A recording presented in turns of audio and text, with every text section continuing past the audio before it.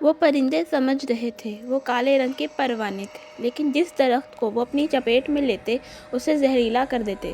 لیکن پھر وہ پروانے ایک جگہ اکٹھے ہوئے اور ایک انسان کا روپ دھارا جس نے بلیک ہوڈی پہن رکھی تھی۔ وہ اسے چھوڑ دیتی ہے۔ ایڈورڈ الٹی کر دیتا ہے۔ تم کمزور ہو، پلیز تمہیں جو کرنا ہے میرے ساتھ کرو، میری بہن کے ساتھ ایسا نہ کرو، ٹھیک ہے؟ ویسے بھی تمہاری بہن نے مدد مانگی تھی، اسے خون چاہیے تھا اس لیے کی، ورنہ تمہیں ستانا میرا مقصد نہیں ہے۔ اگر چھٹکارا چاہیے تو تلاش جاری رکھو، ٹھیک ہے؟ میں کروں گا۔ اور ہاں، آج مجھے کسی سے ملنے جانا ہے اور لے کر تم جاؤ گے کہاں؟ میرے دشمن کے پاس۔ میں سیرا کو وہاں نہیں بھیج سکتا، اگر اسے کچھ ہو گیا تو کچھ نہیں ہوگا، اس کا بھی توڑ ہے میرے پاس۔ وہ اس بھالو کے جسم کے پاس جاتی ہے، اس کا سر دھڑ سے لگا کر وہ اپنے بازو سے نوکیلے دانتوں سے کاٹتی ہے اور خون کو اسے پلاتی ہے۔ تھوڑا سا خون اس کے منہ میں جاتا ہے اور پھر وہ بھالو ایک خوفناک حیوان میں بدل جاتا ہے۔ اس کے بڑے دانت ہونٹوں کے راستے باہر نکل کر اس کی تھوڑی تک تھے، آنکھیں لال، کالے بال، لمبے ناخن اور کافی خوف زدہ۔ اب تو کوئی مسئلہ نہیں، ملو میرے نئے ساتھی سے۔ اس کے بعد وہ سیرا کو چھوڑ دیتی ہے۔ سیرا ہوش میں آتی ہے۔ بھائی، یہ آپ ہیں؟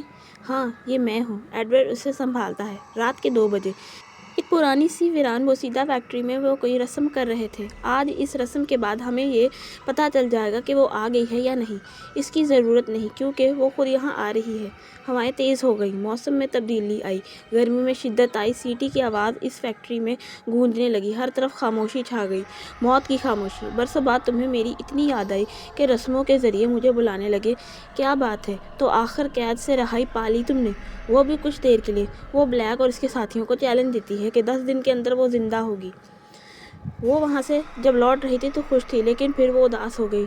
یہ دنیا دھوکے بازوں سے بھری ہوئی ہے، اب چاہے وہ شیطان ہو یا کوئی اور، سب ایک دوسرے کو مارنے کے در پہ ہیں۔ تم ٹھیک ہو؟ ابھی وہ سوچ ہی رہی تھی جب ایڈورڈ کی آواز اس کے کانوں میں پڑی۔ میں ٹھیک ہوں، لیکن تم یہاں، میں وہ تمہیں لینے آیا تھا۔ ہم ڈائنوں اور چڑیلوں کے پاس اڑنے کی طاقت ہے، لیکن تمہارے پاس نہیں ہے کیونکہ تمہارے پاس پنکھ نہیں ہے۔ اوہ، تو تم مجھے میری کمیاں گنا رہے ہو؟ تمہاری انتڑیاں نکال لوں باہر؟ نہیں نہیں، میرا وہ مطلب نہیں تھا۔ وہ دونوں بائک پر گھر جا رہے تھے جب ایرا نے اس سے کچھ پوچھا۔ کہاں تک پہنچی تمہاری کھوج؟ وہیں پر اٹکے ہوئے ہیں، کچھ پتہ نہیں چل رہا، اتنے بڑے جنگل میں کیسے کھوجیں؟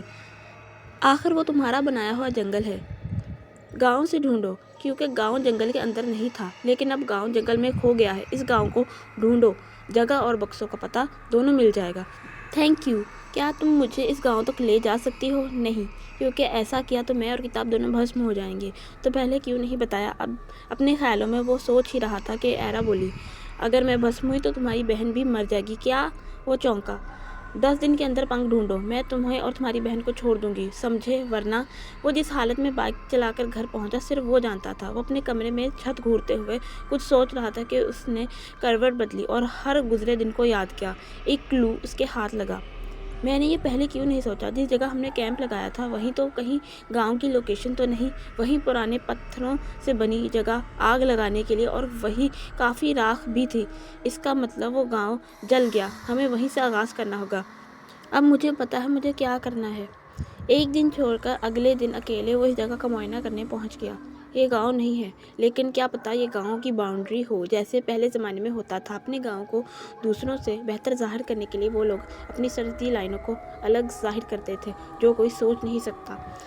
اس کا مطلب مجھے سیلز یا پرانی علامتیں ڈھونڈنی ہوں گی۔ آخر 6 گھنٹے ذلیل و خوار ہونے کے بعد اسے گاؤں مل گیا۔ کتاب سے ملے کلوز اور علاقے کا رقبہ اپنے ذہن میں رکھتے ہوئے اس نے ڈھونڈنا شروع کیا، لیکن ناکام رہا۔ تھک ہار کر وہ ایک درخت کے سائے میں سونے کے لیے بیٹھ گیا اور اس کی آنکھ لگ گئی۔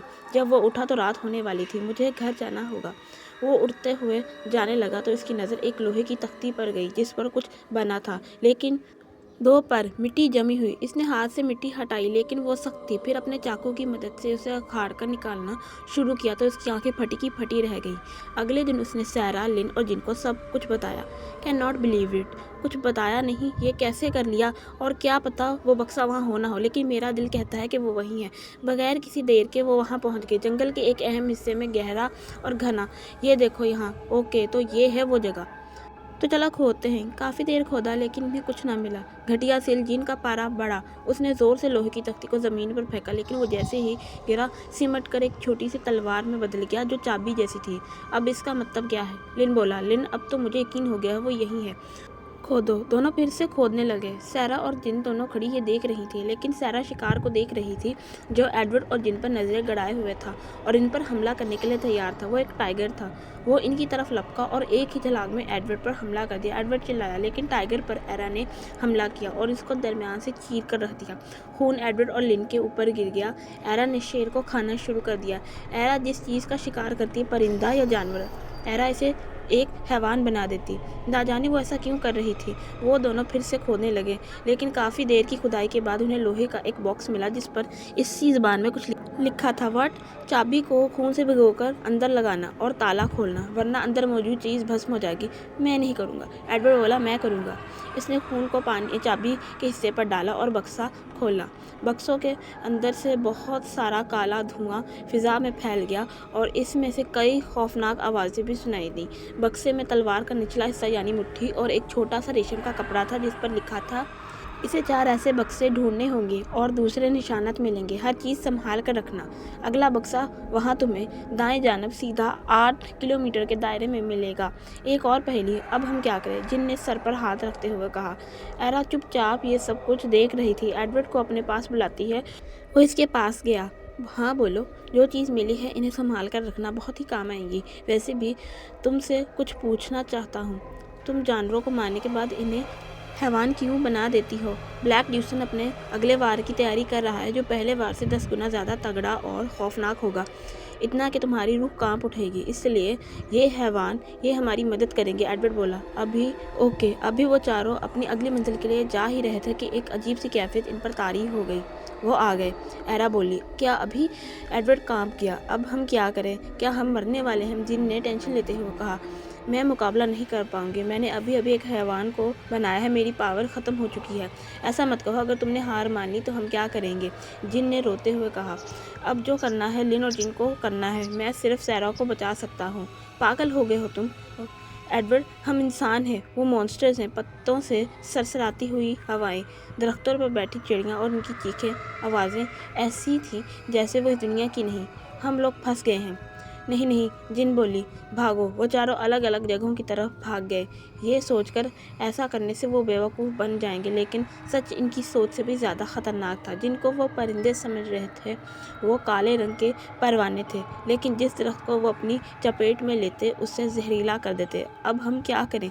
एडवर्ड घबराते हुए बोला। लेकिन फिर वो परवाने एक जगह इकट्ठे हुए। एक इंसान का रूप धारा जिसने ब्लैक हुडी पहन रखी थी। किस्त नंबर 09 की झलक। वो दूसरा बक्सा मिल गया, फिर तीसरा भी, लेकिन इस बक्से के अंदर कोई हथियार नहीं था। एक आईना था और आईने ने एरा को वो सब दिखा दिया जो कभी दफन कर दिया गया था। वो कौन थी, वो क्या थी, और जॉन निकलसन हकीकत में कौन था? माजी का एक धोखा, एक बाप, और वो सच जिसे कोई किताब बयान नहीं कर सकती।